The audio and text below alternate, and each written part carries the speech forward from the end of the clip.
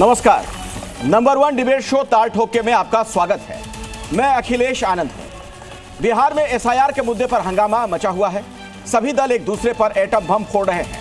राहुल के atom bomb वाले बयान में सियासत वाला बम भी फूट गया। वहीं आज बीजेपी ने भी राहुल पर पलटवार किया है, उन्हें नई चुनौती दे दी। राजनाथ सिंह ने कहा, राहुल जी आप एटम बम फोड़ ही दें, लेकिन जरा खुद को संभाल कर। मतलब बीजेपी ने चुटकी ले ली और चुनौती भी दे दी। उधर बिहार के पूर्व उप मुख्यमंत्री और आरजेडी के नेता तेजस्वी यादव ने भी चुनाव आयोग की ओर से जारी ड्राफ्ट वोटर लिस्ट में नाम न होने का दावा करके सियासत में सनसनी मचा दी। इस पर तेजस्वी ने बाकायदा प्रेस कॉन्फ्रेंस भी कर डाली और चुनाव आयोग पर ही ठीकरा फोड़ दिया। हालांकि चंद घंटों में ही चुनाव आयोग ने फैक्ट चेक करके तेजस्वी के संशय को क्लियर कर दिया। चुनाव आयोग ने बता दिया कि जो लिस्ट शेयर की गई है उसमें सीरियल नंबर 416 पर तेजस्वी यादव का नाम दर्ज है। उधर जमीयत ने भी प्रेस कॉन्फ्रेंस कर मुसलमानों के खिलाफ भेदभाव का आरोप लगा दिया है। ऐसे में सवाल यह है कि क्या एसआईआर के मुद्दे पर चुनाव आयोग और बीजेपी को घेरने के लिए ही विपक्ष सिर्फ सियासत कर रहा है? क्या बिहार में मुसलमानों के साथ भेदभाव किया जा रहा है? आखिर जमीयत ने प्रेस कॉन्फ्रेंस करके यह बात क्यों कही है? और बीजेपी ने जब राहुल गांधी को एटम बम फोड़ने की चुनौती दे दी है तो राहुल किस बात की देरी कर रहे हैं? आज इन्हीं तमाम मुद्दों पर हम ताल ठोक कर चर्चा करेंगे, लेकिन पहले एक छोटी सी रिपोर्ट देख लीजिए।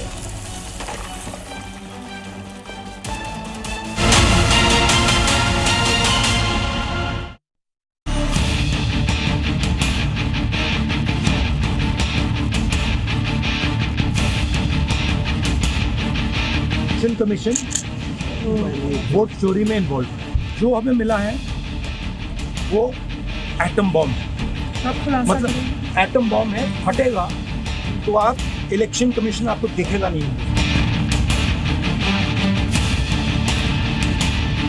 मैं तो राहुल जी से यही कहूंगा कि जल्दी से जल्दी एटम बम फोड़ दीजिए, विलंब मत कीजिए। बस अपने आप को संतुलित और सुरक्षित रखिए।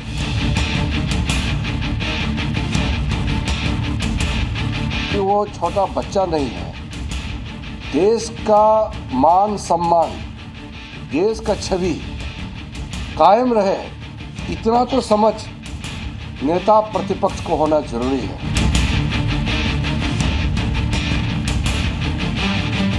ये चुनाव आयोग का एप्लीकेशन है और मेरा ईपीआईसी नंबर हमने इसमें डाला है। मेरा भी नहीं है। हम चुनाव कैसे लड़ेंगे? यदि अगर तेजस्वी यादव जी ने अपना नाम नहीं रखा है या वो प्रोसेस फॉलो नहीं किया तो इसमें चुनाव आयोग की क्या गलती?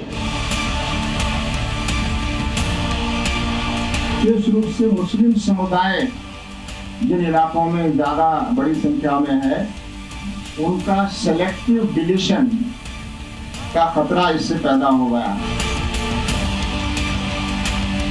ये लोकतंत्र पर आक्रमण है। विरोधी का वोट काटना, अपना वोट जोड़ना, अगर यही है तो फिर निर्वाचन आयोग, हमें आप पर विश्वास है। देश हार गए तीसरी बार, हरियाणा हार गए, महाराष्ट्र हार गए, दिल्ली हार गए, अब बिहार भी हारेंगे। बताइए कि जब वो जीते आंध्र प्रदेश पर तो चुनाव आयोग और वोटर लिस्ट ठीक था। तो आइए चर्चा की शुरुआत करते हैं और मेरे साथ जो मेहमान जुड़ रहे हैं उनसे मैं आपका परिचय करवा दूं। डॉक्टर जफर इस्लाम भारतीय जनता पार्टी के प्रवक्ता हैं, मेरे साथ जुड़ेंगे। प्रोफेसर संगीत रागी से भी हम बातचीत करेंगे, राजनीतिक विश्लेषक के तौर पर वो जुड़ेंगे। राकेश उपाध्याय वरिष्ठ पत्रकार हैं, उनसे भी बातचीत होगी। डॉली शर्मा हमारे साथ कांग्रेस की प्रवक्ता मौजूद हैं। विजय त्रिवेदी जी स्टूडियो में मौजूद हैं, वरिष्ठ पत्रकार हैं। परिमल कुमार प्रवक्ता जेडीयू से हमारी बातचीत होगी। डॉक्टर राजकुमार राजन प्रवक्ता हैं आरजेडी के, उनसे भी बातचीत करेंगे। मौलाना अब्दुल हामिद नोमानी हमारे साथ इस्लामिक स्कॉलर के तौर पर मौजूद हैं। सभी मेहमानों का बहुत बहुत स्वागत। और डॉली जी, पहला सवाल आपसे ही है, चूंकि कहा यह जा रहा है, बीजेपी के नेता यह कह रहे हैं कि भाई किस बात का इंतजार है, एटम बम फोड़ ही दीजिए।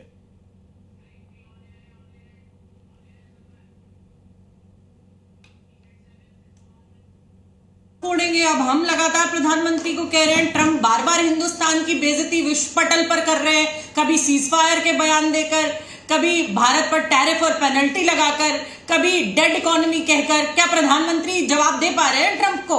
तो जब राहुल गांधी जी जब बोलेंगे, बात वोटर लिस्ट की हो रही है मैडम, वोटर लिस्ट को लेकर राहुल गांधी ने कहा ना कि ऐसा एटम बम फोड़ेंगे कि हम करेंगे। हाँ, एटम बम फोड़ने वाले हैं राहुल गांधी, चुनाव आयोग को लेकर समय पर बोलेंगे, जरूर बोलेंगे।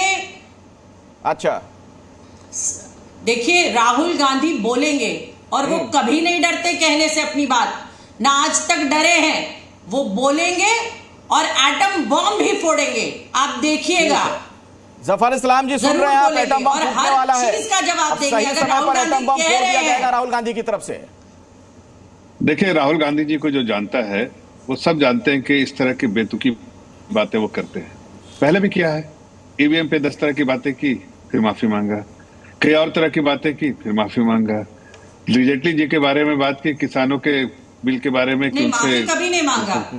अरे भाई एक मिनट आप सुन लीजिए, उसके बाद अपने समय पर बोल दीजिएगा, इसलिए टूटने की आदत आपकी है, हम बीच में नहीं बोलते हैं। हकीकत यह है कि अगर किसी के पास कुछ हो तो ये दुनिया में जाके ऐसे स्पीच देने में और ट्वीट करने में नहीं बोलेगा, वो सीधे या तो इलेक्शन कमीशन के पास दस्तावेज लेके जाएगा, हाँ, या फिर इलेक्शन कमीशन से उसको सपोज कीजिए कि उसको तसल्ली नहीं हो तो दरवाजे खटखटाएगा कोर्ट के, लेकिन इस तरह से पब्लिक को गुमराह नहीं करेगा। पब्लिक में उनकी इमेज ऐसी बनी है कि बेतुकी बात करते हैं, बिना तथ्य के, बिना सबूत के इस तरह की बात करते हैं। उसका नतीजा होता है कि लोगों के मन में उनके प्रति जो है वो जो एक सेंसिटिवनेस और एक जो थोड़ा ट्रस्ट होता है वो भी खत्म हो चुका है। इसलिए मैं उनको चैलेंज करता हूं आपके चैनल के माध्यम से, देश के जनता के को ध्यान में रखते हुए कि प्लीज या तो कोर्ट के दरवाजे खटखटाइए या सार्वजनिक तौर से वो सारी चीजें रखिए, लेकिन नहीं करेंगे, मुझे मालूम है नहीं करेंगे। डॉली जी जवाब दीजिए जो जफर इस्लाम कह रहे हैं। राजनाथ सिंह ने भी आज यही बात कही, उन्होंने कहा कि एटम बम है तो फोड़ दें, लेकिन संभल कर, कहीं वो खुद उसकी जद में ना आ जाएं। और मैं एक सवाल इसमें जोड़ देता हूं, उसका जवाब दीजिएगा। कहा गया इलेक्शन कमीशन की तरफ से कि 12 जून 2025 को हमने राहुल गांधी को मेल भेजा, कोई जवाब उन्होंने नहीं दिया। तो क्यों नहीं जवाब दे रहे? जब उनको लग रहा है, उनके मन में शंका है, शिकायत है, तो चुनाव आयोग से बातचीत तो करनी चाहिए इस पर।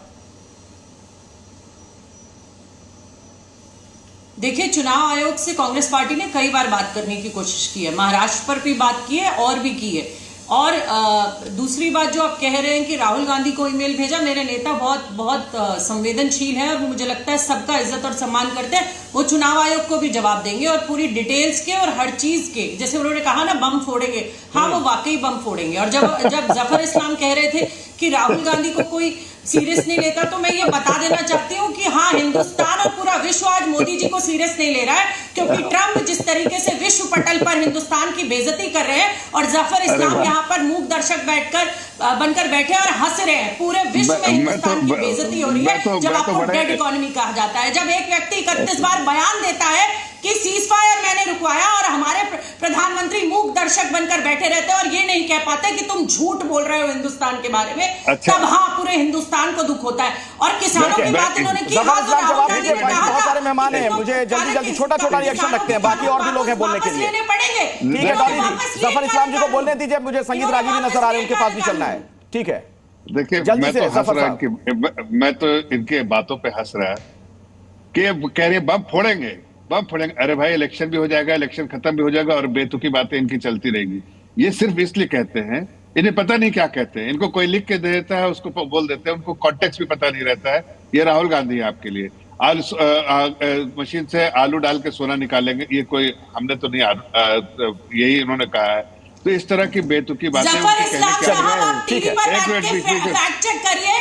मैं चैनल पर बैठी हूँ, मैं दूसरे चैनल का नाम नहीं ले सकती। आप YouTube खोलिए और आलू से सोना बनाने का बयान किसने दिया था? आप लोगों की आदत हो गई है झूठ बोलो, इतना झूठ बोलो कि देश की जनता को सच लगने लगे। चलिए हम विषय पे लौटते हैं। आज हम बात चुनाव आयोग की कर रहे हैं और चुनाव आयोग पर जो सवाल खड़े किए जा रहे हैं उसके मद्देनजर ये बहस हो रही है। ठीक है, जफर इस्लाम जी, डॉली जी, संगीत रागी भी मेरे साथ है, प्रोफेसर संगीत रागी। राहुल गांधी ने यह भी कहा है, ठीक है, आप लोगों की बात हो गई, ठीक है, मेरा सवाल संगीत रागी से। ठीक है, संगीत रागी जी, राहुल गांधी ने कहा कि एटम बम फूटेगा तो चुनाव आयोग हिंदुस्तान में दिखेगा नहीं।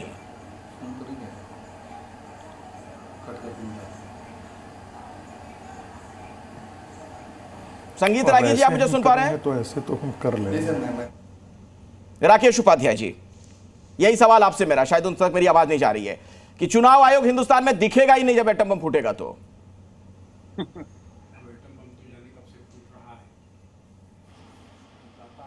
पुनरीक्षण अभियान हर राज्य में समय समय पर करना ये चुनाव आयोग की जिम्मेदारी है और सभी राजनीतिक दलों को ये अधिकार है कि बड़ी तादाद में अपने मतदाताओं को या अपने से जुड़े लोगों को, अपने कार्यकर्ताओं को इस अभियान में लगाएं कि अधिक से अधिक मतदाता रोल हो मतदाता सूची में जी। और अभी भी बिहार में ऐसा तो है नहीं कि बिल्कुल समाप्त हो गई है प्रक्रिया, पूरे 1 महीने बाकी हैं। जिसको भी लगता है कि उसका नाम मतदाता सूची में नहीं है, चुनाव आयोग ने पूरी लिस्ट सार्वजनिक कर रखी है, सबको सॉफ्ट कॉपी हार्ड कॉपी दे रहे हैं। आप चेक करिए, आपका नाम नहीं है, कोई वाजिब रीजन है तो आप फिर से जुड़वा लीजिए। इसमें क्या समस्या है? जो मर गए उनका नाम तो डिलीशन होगा ही होगा, इसमें क्या समस्या है? और जिन्होंने राज्य छोड़ दिया है, बड़े समय से राज्य में लौटे नहीं हैं, गांव घर गए नहीं हैं, जो भी उसके कारण हो, तो उनका नाम जाहिर तौर पर हटना चाहिए जी।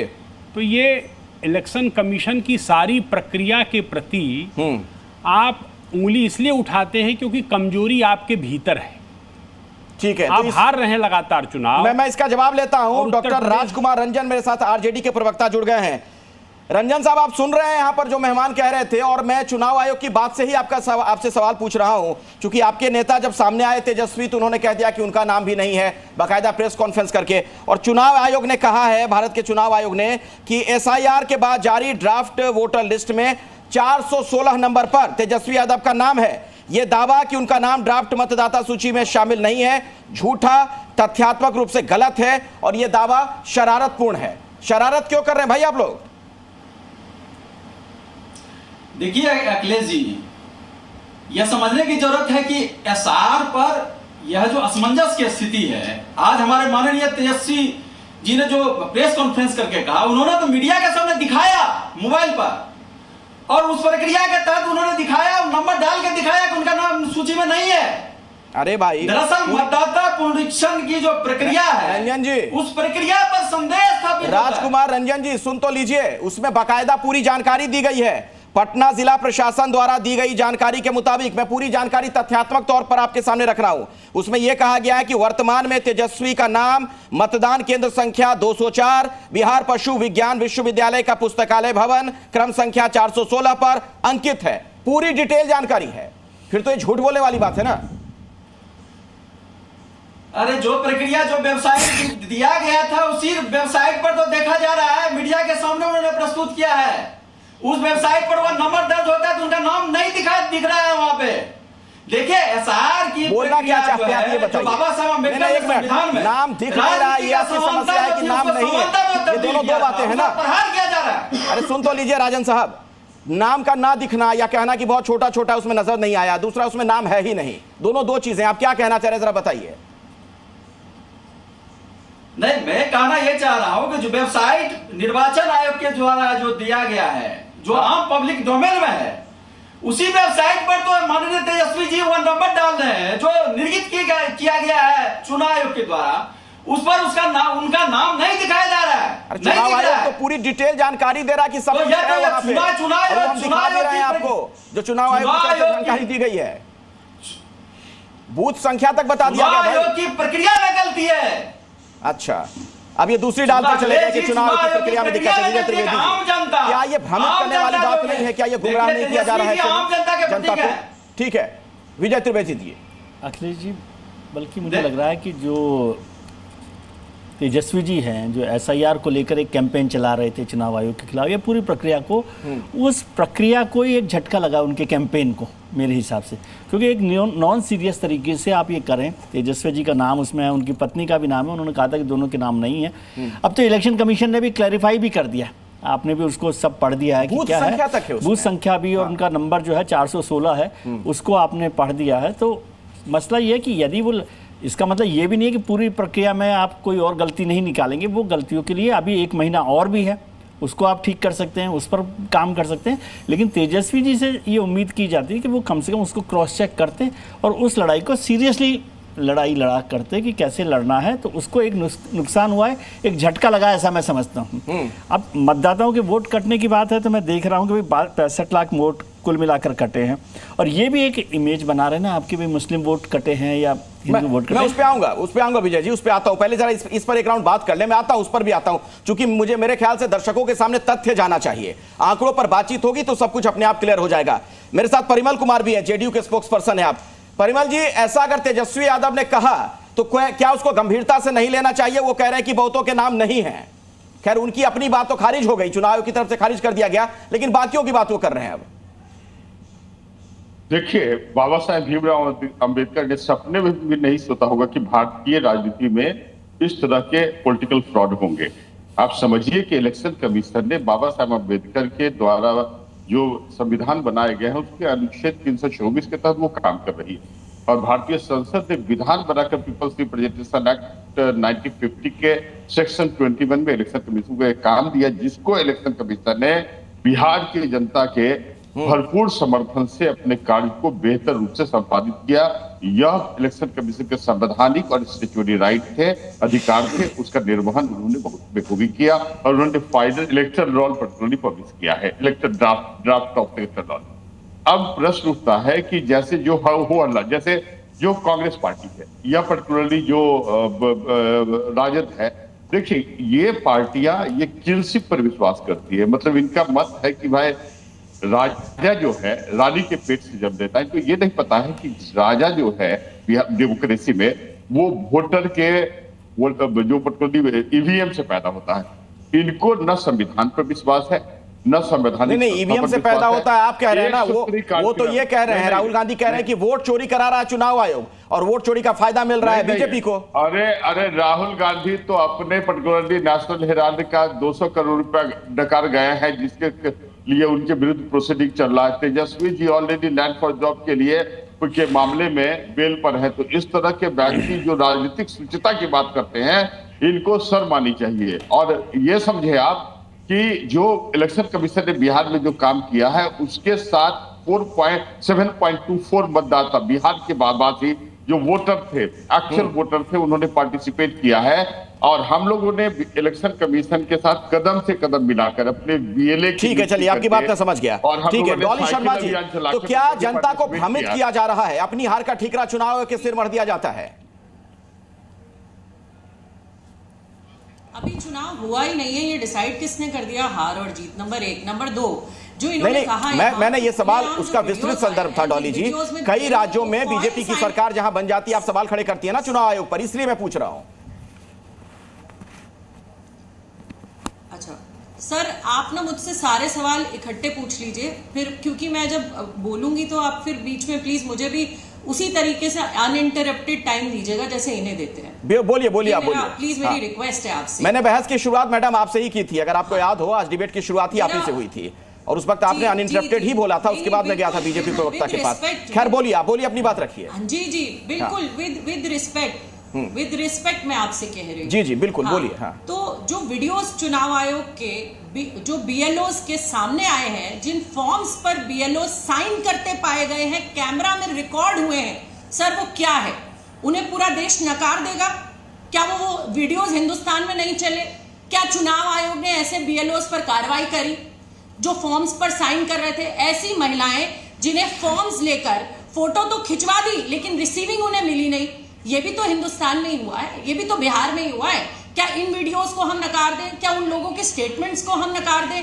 आप एक तरफा इस तरीके से कार्रवाई कर रहे हैं कि भाजपा के जो वोटर्स हैं उन्हें बचा लिया जाए। और हाँ, अगर ये बात सच है, अब आपने इतनी कार्रवाई करी, जो मरे हुए लोग हैं उनके नाम हटाए, जो बाहर चले गए उनके नाम हटाए, तो 24 में कर लेते, तो ये काम 24 में कर लेते, तो हम क्या माने? ये जो सीधा और साफ कैमरा पे नजर आ रहा है, वीडियोस में नजर आ रहा है, और तो और चंडीगढ़ मेयर चुनाव में खुलेआम चुनाव आयोग के अधिकारी को हमने देखा कि वो भी भारतीय जनता पार्टी को जिता रहा था। ये तो कैमरे पर नजर आया। सुप्रीम कोर्ट, ठीक है, मैं इसका जवाब लेता हूं। प्रोफेसर संगीत रागी अगर मेरे साथ जुड़े हुए हैं, कर क्या रहा है? तो जब वीडियो पर ये कर रहा है तो पीछे से ना जाने। संगीत रागी जी, अगर वीडियो में ये चीजें नजर आ रही हैं तो इसकी जांच क्यों नहीं होनी चाहिए? देखिए आनंद जी, राहुल गांधी जब भी कहें कि हम बम फोड़ेंगे तो ध्यान रखिए वो अपने आप में बम है। और वो ऐसा बम है जो अपने आप को ही राजनीतिक आत्महत्या की तरफ ले जाते हैं। उन्होंने एक बार संसद में भी कहा था कि हम जब बोलेंगे संसद में तो बम फूटेगा। वो छुड़छुड़ी की तरह भी नहीं निकल पाया। और राहुल गांधी की एक विशेषता है, कोई मुद्दा उनको कोई बता देता है, वो ट्यूटर्ड विजडम से चलते हैं, अपने विजडम से नहीं चलते हैं। अब रही बिहार पर हम जब बात आते हैं, तो कहीं भी जब भी चुनाव होता है, तो जब इस प्रकार का सर्वेक्षण होता है तो बहुत सारे गलत नाम हटाए जाते हैं और नए नाम भी हर चुनाव के समय जोड़े जाते हैं। बिहार में अभी तर्क दिया जा रहा था कि भाई लोकसभा चुनाव 24 के समय ही आप कर लेते। मान लिया कि नहीं किया गया। कोई ये तो नहीं जानता है कि उनका वोट किसको पड़ा, भारतीय जनता पार्टी को पड़ा या आरजेडी को पड़ा या कांग्रेस ही उससे बेनिफिट हुई। आज सवाल यह है कि क्या मरे हुए नामों को रखा जाना चाहिए था या रखा जाना चाहिए? यदि चुनाव आयोग ने उनको हटाया है तो क्या गलत किया है? जो माइग्रेट कर गए हैं, जो घर पे हैं ही नहीं, उन नामों को हटाया गया है तो क्या गलत किया है?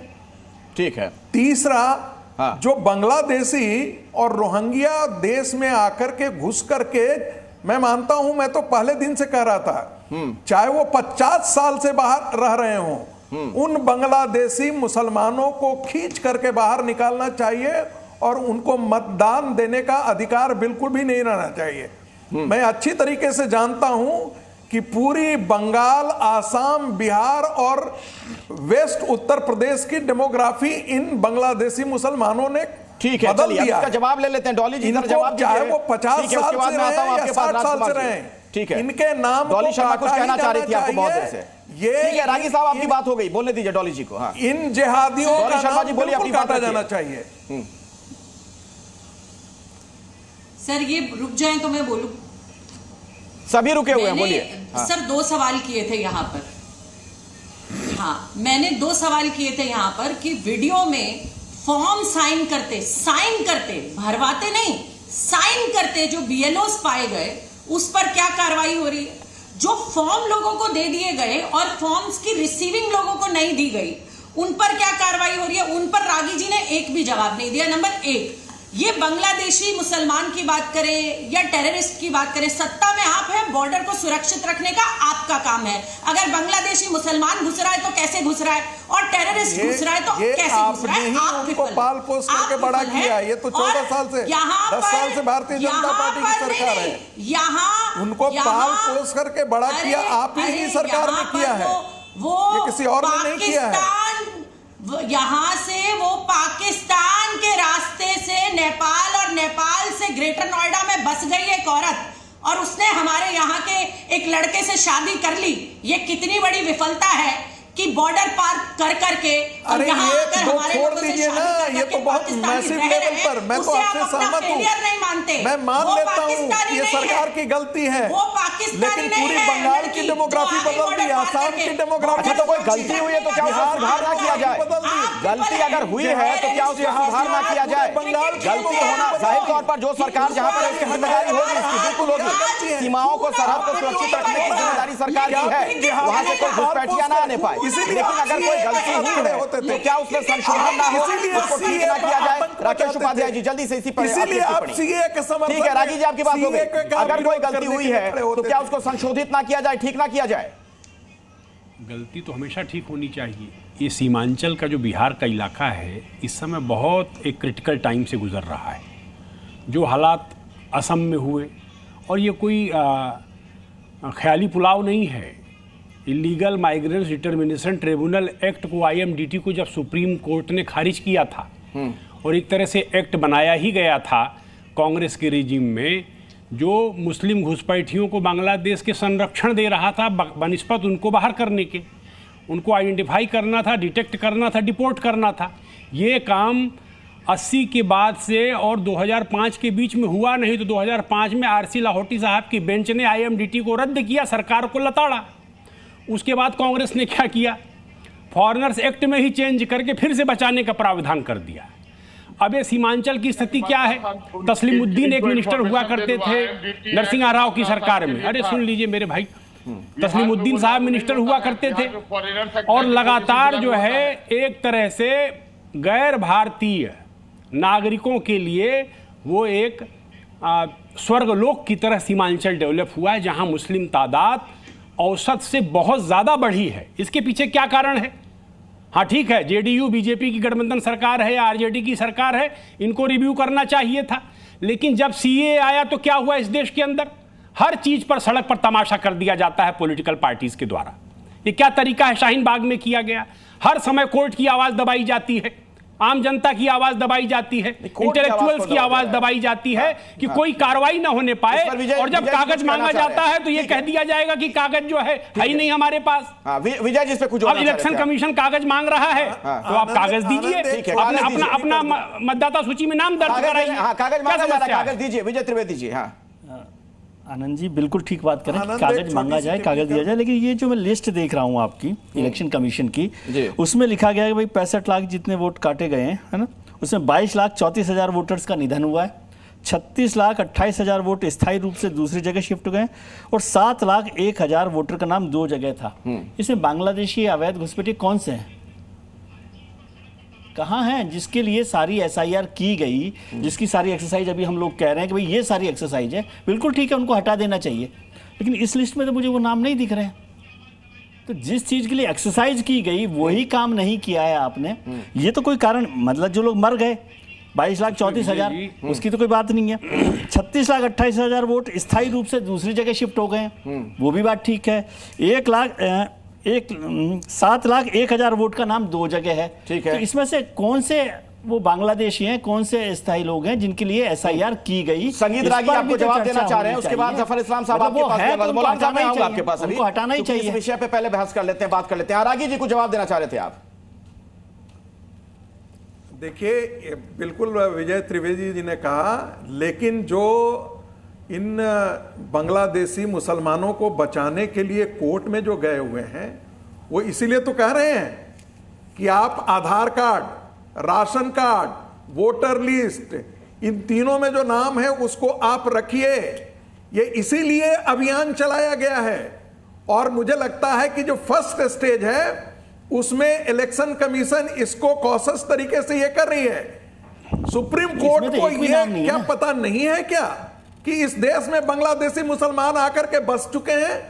सुप्रीम कोर्ट को यह पता नहीं है क्या कि रोहिंग्या आकर के बसे हुए हैं, डेमोग्राफी चेंज है?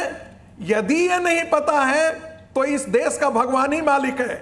लेकिन इस पर बहस चल रही है। चुनाव आयोग ने बहुत साफ कहा है, और जैसा कि उपाध्याय जी ने ठीक कहा है, यह सुप्रीम कोर्ट की बेंच ने ही कहा था कि आईएमडीटी एक्ट जो है अपने जजमेंट में कहा था कि बांग्लादेशियों को बसाने के लिए आईएमडीटी एक्ट लाया गया है, बांग्लादेशी हंसाने के लिए नहीं। और ये दुष्कर्म और पाप किसने किया था? ये कांग्रेस पार्टी की सरकार ने किया था, ये कांग्रेसी गवर्नमेंट ने किया था, क्योंकि उनके नेता कहते थे अली और कुली के सहारे हम पश्चिम आसाम में सरकार चलाते हैं। टीवी राजेश्वर की आप रिपोर्ट पढ़िए, पूरी बंगाल की डेमोग्राफी इन जिहादियों ने बदल दिया। चलिए ठीक है, अब हम इस बहस को थोड़ा आगे ले जाना चाहते हैं और एक नया एंगल भी आया है जो मतदाता सूची जारी की गई उसमें। ठीक है रागी साहब, हो गई आपकी बात। मौलाना अब्दुल हामिद नोमानी मेरे साथ यहाँ पर जुड़े हुए हैं। मौलाना साहब, ये कहां से आप लोग एक लिस्ट लेकर आगे कि मुस्लिमों के नाम ज्यादा काट दिए गए हैं? देखिए, पक्षपात तो कहीं न कहीं है और सांप्रदायिकता के प्रभाव भी जो है कहीं न कहीं है। कहाँ है वो नाम जो है वो काटे गए हैं, वो सीमांचल का एरिया जो है तो मुस्लिम नाम ज्यादा है, चूंकि आबादी भी जो वहाँ अधिक है। ऐसा नहीं कि सिर्फ मुस्लिमों के नाम काटे गए हैं। ये जो 65 लाख से जो है 94 ज्यादा मुस्लिमों के नाम काटे गए। अगर इस तरीके का बयान जारी किया जाता है तो इसके पीछे क्या मकसद है वो साफ दिख रहा है। तो आंकड़े कहाँ हैं बताइए, तो अब ज्यादा मुसलमान कहाँ हैं? देखिए, जो संगठन जो है ये दावा कर रहा है उसके लोग जो है वहाँ पे मौजूद है। उन्होंने सारी चीजें पता लगा के जो है जमात इस्लामी हिंद की आपने प्रेस कॉन्फ्रेंस दिखाई, उसमें ये सारी बातें हैं। असल ये भाजपा वाले, संघ वाले घुसपैठिया और बांग्लादेशी मामले को हल नहीं करना चाहते हैं, उसको रख के प्रचार करके अपना जो है जो उद्देश्य है इनका जो है संपर्क। मैं उसका सवाल का जवाब लेता हूं, जफर इस्लाम जी से मैं जवाब लूंगा, लेकिन पहले उस मुद्दे पे आइए। जो आंकड़ों की बात कही जा रही है, वाजपेयी जी की सरकार रही है, तो आपने जो है सुनिए, मैं दर्शकों के सामने एक आंकड़ा रखना चाहता हूं, ठीक है, आता हूं। रागी साहब एक मिनट रुक जाइए, नागरिक एक मिनट रुक जाइए भाई, रुक जाइए जरा, कुछ आंकड़ों की जुबानी बात कर लेते हैं, दर्शकों को भ्रमित ना करिए। चलिए ठीक है, मैं एक आंकड़ा रख रहा हूं विजय त्रिवेदी, जिस पर अपनी जानकारी आप भी दीजिएगा, फिर मैं आता हूं जफर इस्लाम जी आपके पास। कहां से कितने वोट कटे हैं, जो आंकड़े उपलब्ध हैं वो मैं बता रहा हूं आपको। पटना से 3.95 लाख, यानी उसके बाद साड़न का नंबर आता है जहां पर 2.73 लाख वोट कटे हैं। भागलपुर की बात की जाए यहां पर 2.44 लाख वोट कटे हैं। बेतिया में 1.91 लाख, किशनगंज में 1.45 लाख, सहरसा में 1.31 लाख, शेखपुरा सुपौल के बारे में है कि 1.25 लाख के आसपास यहां पर वोट कटे हैं।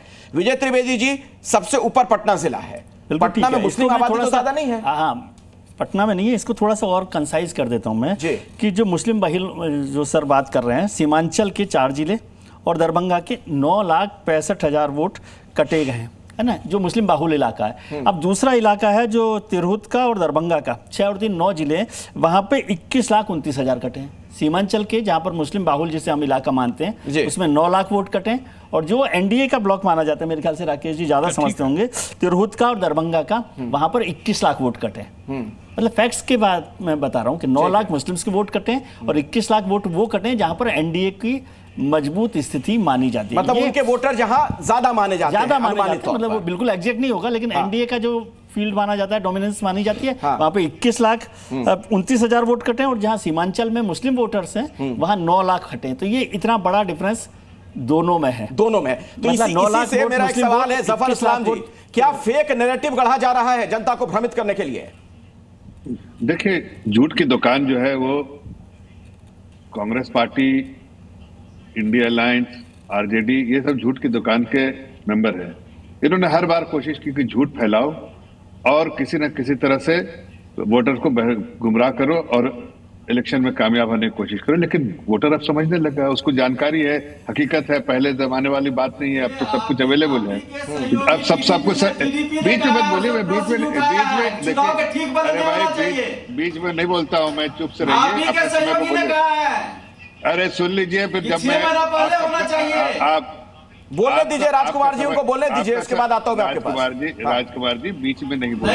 अखिलेश जी, नहीं, एक मिनट सुनिए, जवाब सत्ताधारी पार्टियों को देना चाहिए, बिल्कुल देना चाहिए, सत्ता से सवाल पूछना भी चाहिए।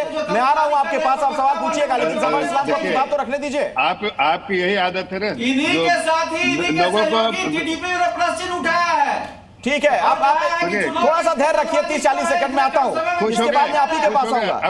जफर इस्लाम को अपनी बात रखने दीजिए। ठीक है राजकुमार जी, प्लीज। ये किसी पार्टी को ये किसी पार्टी को एक्सरसाइज नहीं करना है, इलेक्शन कमीशन को करना है। कोई भी पार्टी कुछ कह सकती है, लेकिन काम तो इलेक्शन कमीशन को करना है। जो संस्था है जिसकी रिस्पॉन्सिबिलिटी कॉन्स्टिट्यूशन देती है, वो इलेक्शन कमीशन ऑफ इंडिया है, इस तरह के एक्सरसाइज को करने के लिए। अब हम कुछ बोले, आप कुछ बोले, उसका क्या महत्व है? जो इलेक्शन कमीशन कहेगा वही महत्व है। अरे आप सुन लीजिए, अभी आप बीच में मत बोलिए। हकीकत यह है कि आप जंगल राज के लोग हैं, घटाने की प्रक्रिया है। अभी आप झूठ फैला, अरे अभी झूठ फैला रहे थे।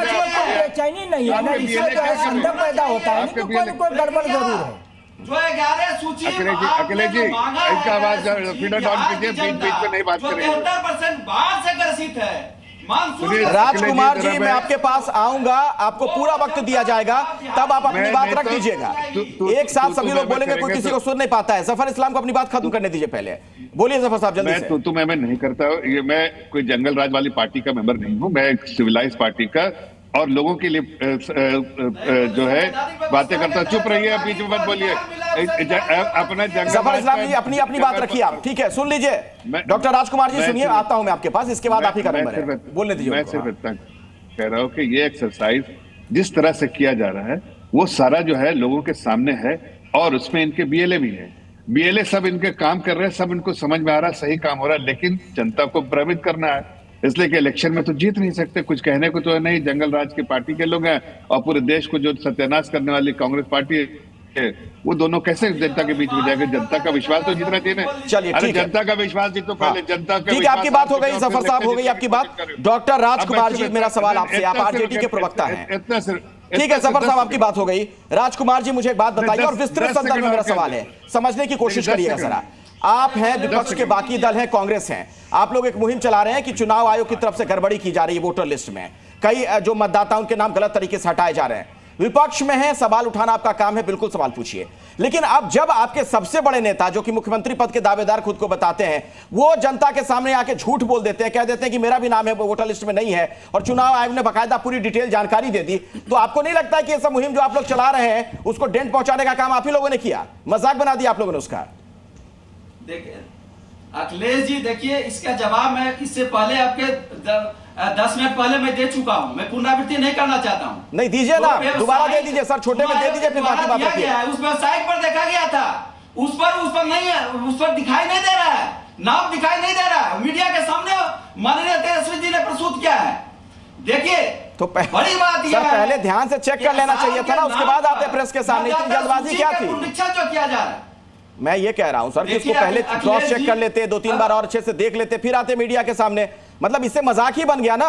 अरे भाई, जो चुनाव आयोग ने वेबसाइट दिया था उसी पर तो उन्होंने चेक किया, मीडिया के सामने उन्होंने दिखाया है। तो चुनाव आयोग ने जो जारी कर दिया आंकड़ा, जो तथ्य सामने रख दिया, उसमें तो वो बूथ नंबर तक बता दिया गया है, वो छुपा के रखा होगा ताकि बात बढ़े। अच्छा हाँ, ये भी होता है।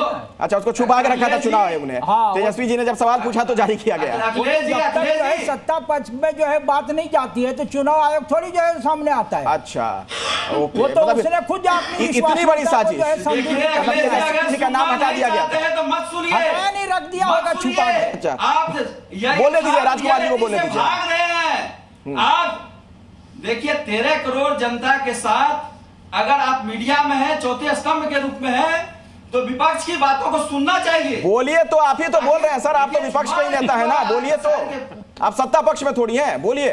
देखिए बोलने आप देते नहीं है, अपनी बात करेंगे, जैसे बोलना शुरू करेंगे इंटरप्ट कर देंगे आप।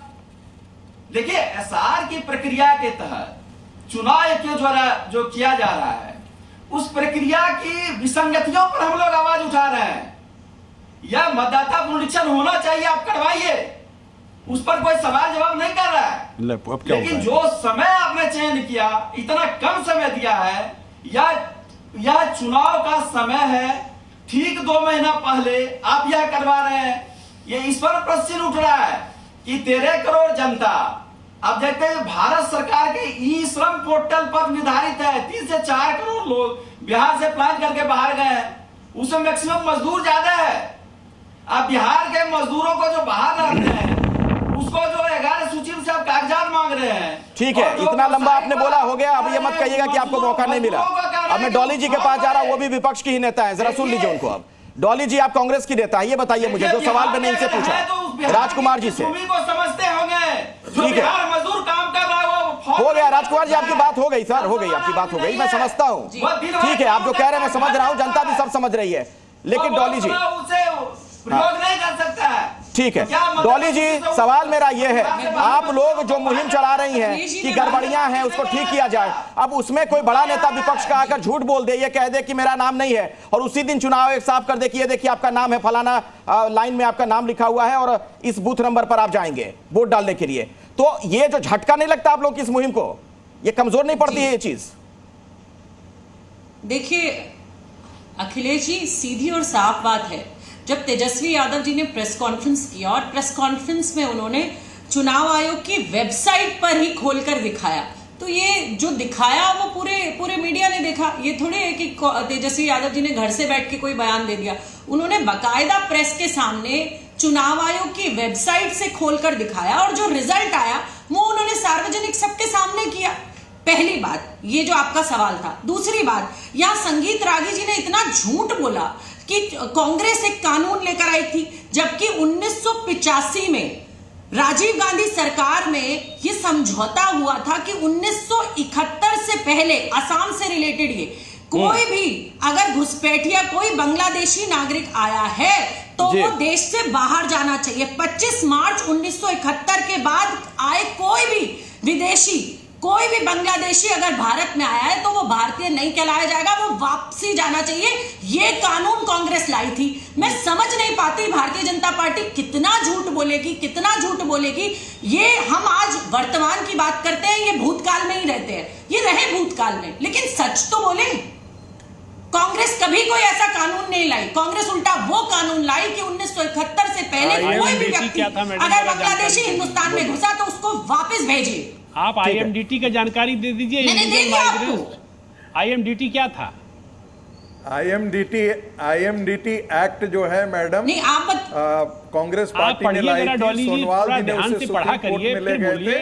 अच्छी बात है, आप अच्छा बोलती हैं, लेकिन थोड़ा करके आए थे। माननीय सुप्रीम कोर्ट का जो आया कीजिए, एक एक करके। संगीत जी पहले राकेश जी को बात खत्म कर दीजिए। पढ़ कर राकेश जी जल्दी से। सर्वोच्च न्यायालय ने 2005 में इतनी लताड़ लगाई थी। मैं उस समय कांग्रेस कवर कर रहा था और कोइंसिडेंटली मैं और यूसुफ अंसारी ब्यूरो चीफ थे जी न्यूज में, हम कांग्रेस हेडक्वार्टर में थे। वर्डिक्ट आया, हम दिग्विजय सिंह के चैम्बर में चले गए। सर मुझे बोलने देंगे? अरे मैडम मैं बोल रहा हूँ, आप सुन लीजिए एक मिनट। बीच में ही बोल पड़े। और आदरणीय दिग्विजय सिंह जी, डॉली जी बोलने दीजिए, डॉली जी अब इनको बोलने दीजिए, मैं आऊंगा फिर आपके पास। सिंह जी से पूछा तो उन्होंने अनौपचारिक बातचीत अब डिस्क्लोज नहीं की जानी चाहिए। जो शब्द प्रयोग किए वो मैं कभी लिखूंगा। तो कांग्रेस तो इन्वॉल्व रही है कि कैसे जो है बांग्लादेशी घुसपैठिए भारत में बसे, और उसके लिए बाकायदा 1500 आप रिसर्च कर लीजिए।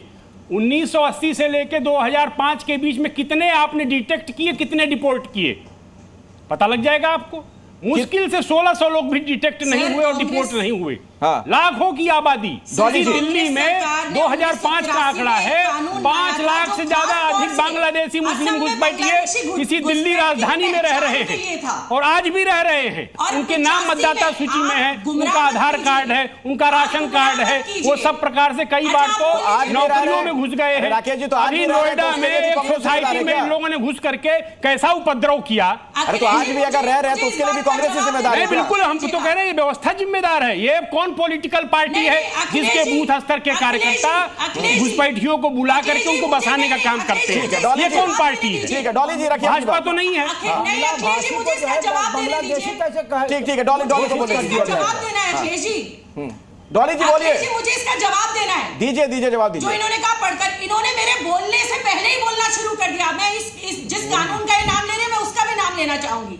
ये IMDT जो कानून बोल रहे हैं 1983, कांग्रेस 1983 में एक कानून लाया जो खास तौर पर असम में बांग्लादेशी घुसपैठ की पहचान के लिए था, और पहचान करके 1985 में वो कानून आया कि जो 1971 से पहले या उससे पहले आए उनको बाहर का रास्ता दिखाया जाए, वो हिंदुस्तान में नहीं रहेंगे। ये राजीव गांधी कानून लाए थे। पहले पूरा सुने, उसके बाद जवाब दे।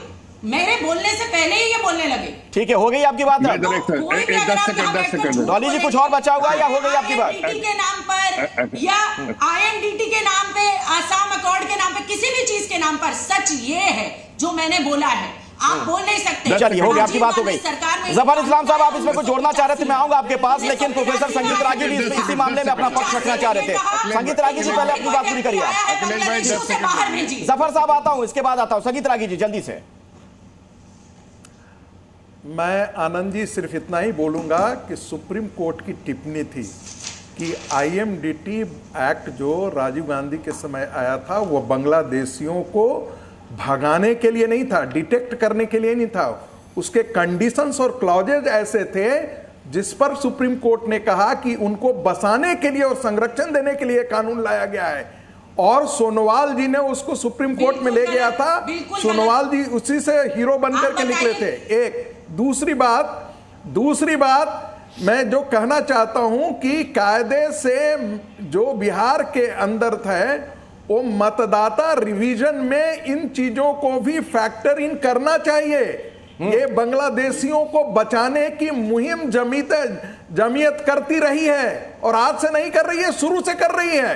कि बांग्लादेशी इनको मुसलमान दिखते हैं, जमीयत भाईचारा मुस्लिम बांग्लादेशी मुसलमानों को बचाने का प्रयास कर रही है, आरोप आप लगा रहे हैं। इसलिए इनकी कलेजा तड़पने लगता है। जफर इस्लाम जी को बोलने दीजिए, बहुत देर से कुछ कहना चाह रहे थे।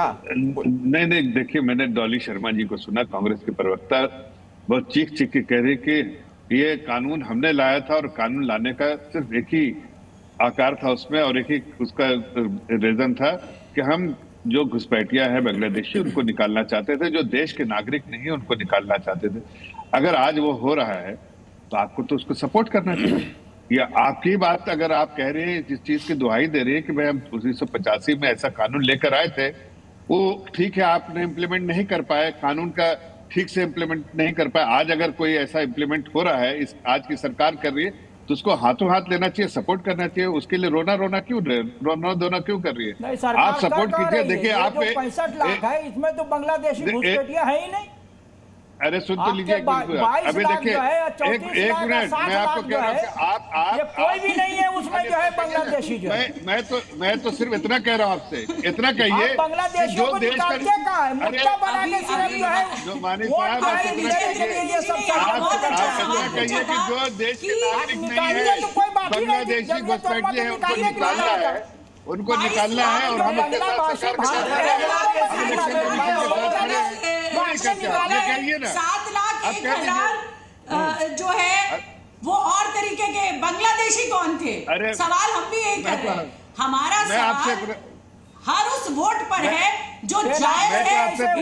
चलिए ठीक है, उनको जवाब देने दीजिए। जफर इस्लाम जी, यहाँ पर एक बड़ा सवाल ये खड़ा हो रहा है कि आपके लिए मुद्दा सिर्फ और सिर्फ वोट हासिल करने के लिए, आप निकालते कहाँ इन लोगों को? अगर ये मुद्दा है आपके लिए इतना बड़ा, तो इनको निकालिए सबको। कभी नहीं निकाला इन्होंने जो है। हम तो वही काम कर रहे हैं जो देश का कानून अलाउ करता है, और उस कानून के तहत कोई भी घुसपैठिया इस देश में घुसपैठियों को रखने का कोई कानून ही नहीं है। INDT एक्ट जो है वो तो पहचान के लिए था कि कौन जो बांग्लादेशी है, कौन बांग्लादेशी नहीं है। 3 किलोमीटर के दायरे में जो है जो आदमी दावा करेगा कि ये बांग्लादेशी है, उसको सिद्ध करना होगा, यही था। अब इन्होंने उलट के कर दिया कि जो है नागरिक है उसको सिद्ध करना पड़ेगा कि हम यहाँ के नागरिक हैं। ठीक है, जो दावा करता था उन पे जो है ठीक है, अब आप जवाब ले लीजिए। हाँ बोलिए जफर इस्लाम जी। मैं तो नुमानी साहब, मैं इतना कह रहा हूँ कि आप देश की संस्था है, कॉन्स्टिट्यूशन से चलती है, इलेक्शन कमीशन ऑफ इंडिया, उसको अधिकार है कि जो सही वोटर है देना चाहिए और जो गलत वोटर है उनको नहीं देना चाहिए। आप इसके लिए कहिए कि हाँ भाई, देश का जो देश का ना, आप इतनी घुमा के बात मत कीजिए, सीधा बात कीजिए। क्या आप चाहते हैं? चलिए अब मैं वापस इस विषय पर लौटता हूँ। आज जो हम लोग बात कर रहे हैं मतदाता सूची और चुनाव आयोग को लेकर जो सवाल खड़े किए जा रहे हैं, ठीक है जफर साहब आपकी बात होगी। विजय त्रिवेदी जी, मेरा सवाल ये है, कोई हो, कांग्रेस के लोग हो, बीजेपी के लोग हो, आरजेडी के लोग हो, जेडीयू हो, चुनाव आयोग को लेकर जब सवाल खड़ा किया जाता है तो क्या आपको नहीं लगता है कि जनता का जो भरोसा है, दुनिया का सबसे बड़ा लोकतंत्र हम अपने आप को कहते हैं ना, उसको आप हिलाने का काम एक तरीके से करते हैं? यही विपक्ष की पार्टियां जब अलग अलग राज्यों में जीत जाती हैं तब चुनाव आयोग सब कुछ सही कर रहा होता है, और जब हार मिल जाती है तो फिर चुनाव आयोग पर सवाल खड़े कर दो।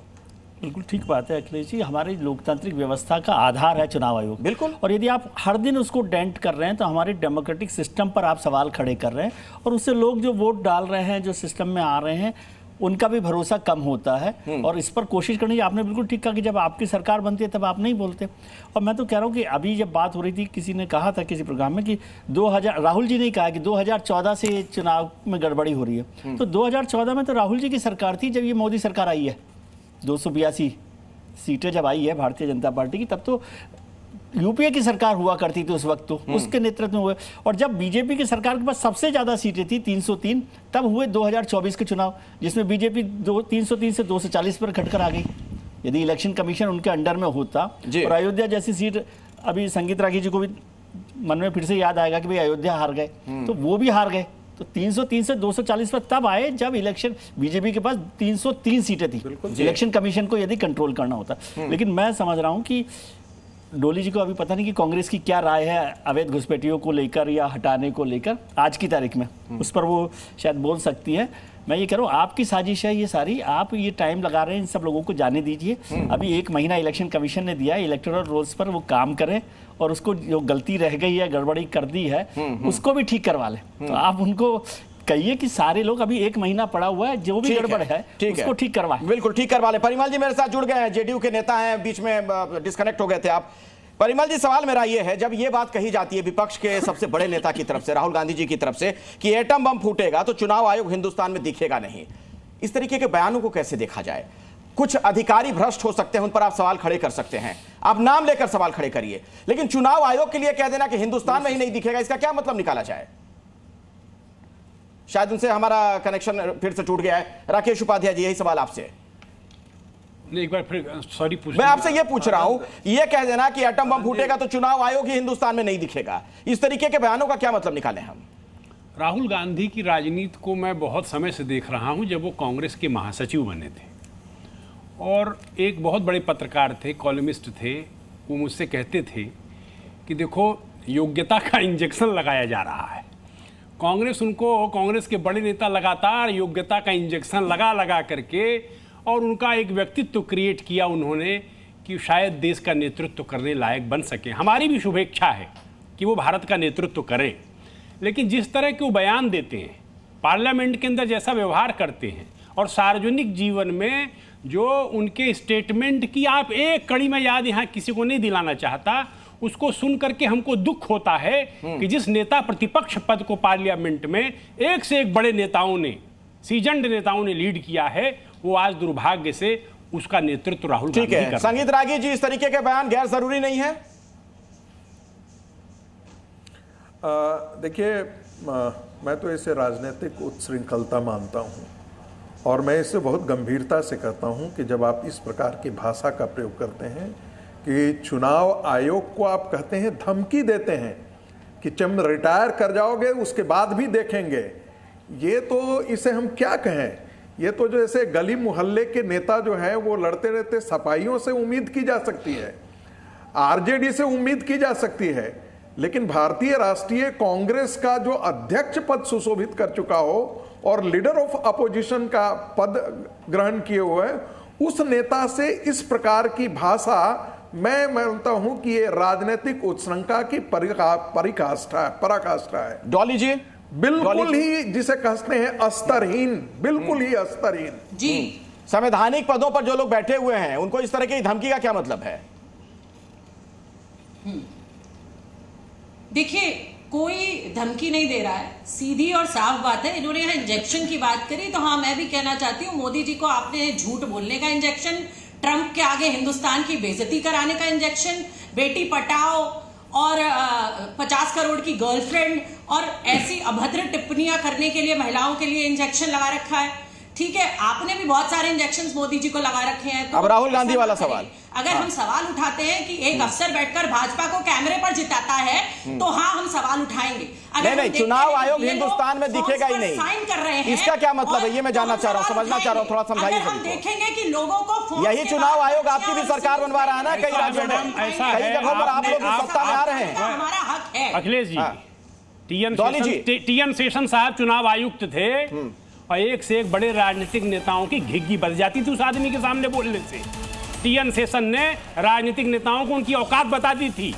आप लोग बड़े आनंद से रहिए कि टीएन शेषन जैसा चुनाव आयुक्त नहीं है, ये तो खाट खड़ी कर देता इसी बयान। चलिए ठीक है, हाँ, और इसी बिहार के चुनाव में लोगों की हत्या होती थी, अवैध बूथ कैप्चर करके मतदान होते थे। टीएन शेषन जैसे चुनाव आयुक्त ने भारत के लोकतंत्र को पटरी पर लाकर खड़ा किया, नहीं तो राजनीतिक दलों ने क्या कर रखा था। बहुत बहुत शुक्रिया आप सभी मेहमानों का इस चर्चा का हिस्सा बनने के लिए। खबर आ गई है, कांग्रेस के नेता मणिशंकर अय्यर का एक बड़ा बयान सामने आया।